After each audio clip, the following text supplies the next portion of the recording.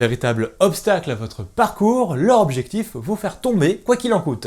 Bonjour et bienvenue dans cette nouvelle vidéo. Aujourd'hui nous allons voir ensemble quels sont les boss les plus difficiles jamais rencontrés dans les jeux vidéo. Alors attention, la sélection faite dans cette vidéo est totalement subjective et n'a nullement l'intention de se prétendre comme une vérité générale. Merci. Dragon Ball Z Super Sonic Warriors 2. Sorti sur DS avec un certain succès, ici nous parlerons d'un boss accessible uniquement dans le mode maximum du jeu, disponible après le mode histoire. Vous y affronterez des adversaires de plus en plus puissants et celui qui nous intéresse, c'est forcément le dernier, Sangoku dans sa forme de Super Saiyan. Et inutile de vous dire que vous allez en chier, il est rapide, il tape fort et ses attaques sont cheatées as fuck. Il est le boss secret du jeu. Bien plus fort que le Sangoku jouable, il a un style de combat très agressif, déstabilisant la grande majorité des joueurs. Des mouvements rapides, des techniques 2 fois plus puissantes, utilisables en à peine 0,1 seconde contre 0,4 ou 0,5 en mode normal. Ces techniques prennent beaucoup plus de place sur votre écran, pratiquement impossible à esquiver. Cerise sur le gâteau, sa chope vous touche à distance. Bon là, moi je dis...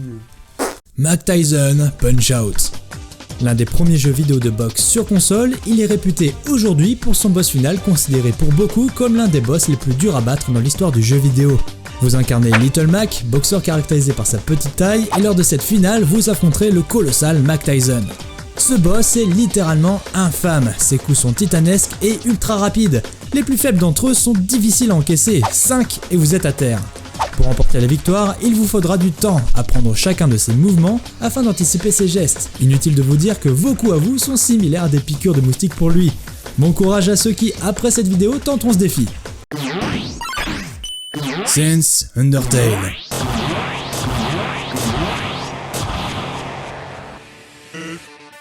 Sans est le boss final du jeu Undertale dans la catégorie génocide. Et pour beaucoup, il est le must lorsque l'on parle de boss difficile, donc impossible de passer à côté. Le combat débute tranquillement et Sans vous teste. Des niveaux sans grande difficulté mais qui vont vite commencer à se corser avec l'arrivée des blasters et autres nouveaux obstacles. Arrivé à un certain temps de jeu, Sans voit en vous quelqu'un de doué, il vous demandera alors si une relation amicale est possible. Ayez ne serait-ce qu'un peu de tendresse envers lui et vous êtes mort. Le combat est inévitable. Sans, par panique, se déchaînera afin de vous faire tomber. Une succession de niveaux difficiles commencera alors. La moindre inattention, la moindre latence ou prise de panique vous sera fatale. C'est le début d'un long jeu de réflexes où l'erreur n'est pas permise. Avec beaucoup de chance, vous pourrez passer ces niveaux, mais c'est seulement une fois Sans endormi que vous pourrez profiter de ce laps de temps pour le one-shot. C'est le seul et unique moyen de le vaincre. Good luck. Megaman Yellow Devil. Un boss à l'allure de Pokémon et sans grande diversité d'attaques. Tu te foutrais pas un petit peu de ma gueule, toi? Non. Mais vends pas la peau de l'ours avant de l'avoir tué, toi. Oui, si je te voudrais, toi. Bon, ok, j'avoue, le principe, il est super con. Se déplacer d'un point A à un point B, membre par membre. Ah ouais, le mec, il fait que ça. La difficulté ici serait plus dans le fait que vous n'avez pas forcément énormément de temps pour le toucher. Bon, peut-être pas du tout, en fait. De là, t'es sûr que tu vas te prendre une tonne d'attaques. Bon courage pour tout endurer. Non, parce que moi, tu vois, c'est là. J'en ai marre, non mais c'est bon. Moi j'ai fait 1 fois, 2 fois, 3 fois. Bon, allez, peut-être 4, 5, voilà. Mais j'y suis pas arrivé, moi. Non, moi j'ai bloqué, j'ai Keblo, voilà. Ornstein et Smurf, Dark Soul. Allez, on se le dit. Vous l'attendiez. Un boss Dark Souls dans un top parlant des boss les plus difficiles du monde du jeu vidéo. C'est un peu comme s'appelait Pierre à l'âge de pierre.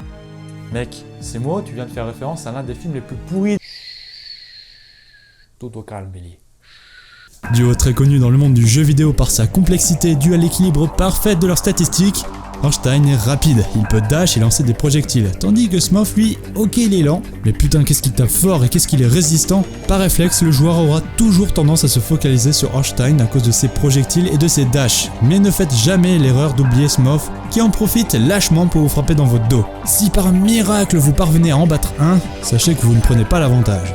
En effet, celui qui reste debout fusionnera avec celui qui est au sol. Vous verrez donc face à vous un boss qui tape fort, très fort, qui est résistant et qui balance des putains de projectiles.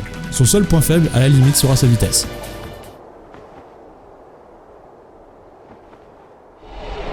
La volonté persistante, Kingdom Hearts 2 Final Mix.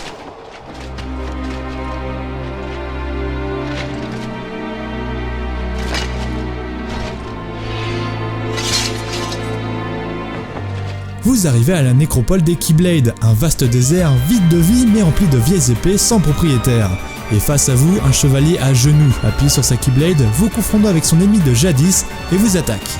Ce chevalier est en réalité un ancien héros d'un des premiers opus de la série. Mais attention, dès le début du combat, celui-ci peut vous lancer une attaque qui va bloquer certaines de vos commandes. Et l'autre grande caractéristique de ce boss est que plusieurs de ses attaques peuvent vous one-shot.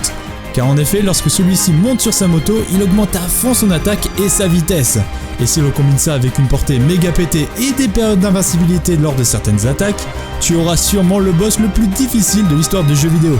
Enfin presque. Queen Larsa, Mushi Sama Futai.